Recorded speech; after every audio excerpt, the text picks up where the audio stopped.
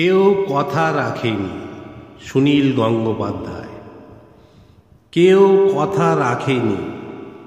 ৩৩ বছর কাটল, কেউ কথা রাখেনি।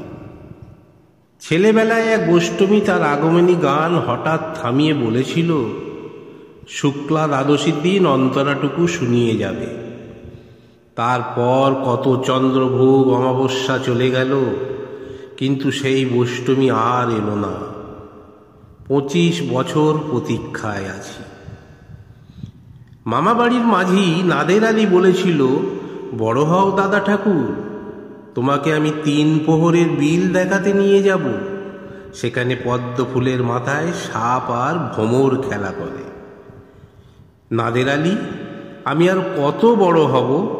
আমার মাথায় ঘরের ছাদ ফুঁড়ে আকাশ স্পর্শ করলে তারপর তুমি আমায় ৩ প্রহরের বিল দেখাবে।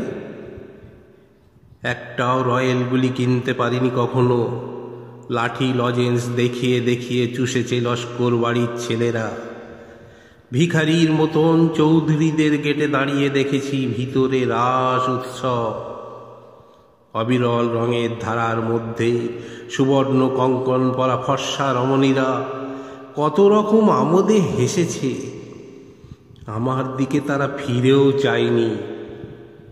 বাবা আমার কাঁধ ছুঁয়ে বলেছিলেন, দেখিস একদিন আমরাও। বাবা এখন অন্ধ, আমাদের দেখা হয়নি কিছুই।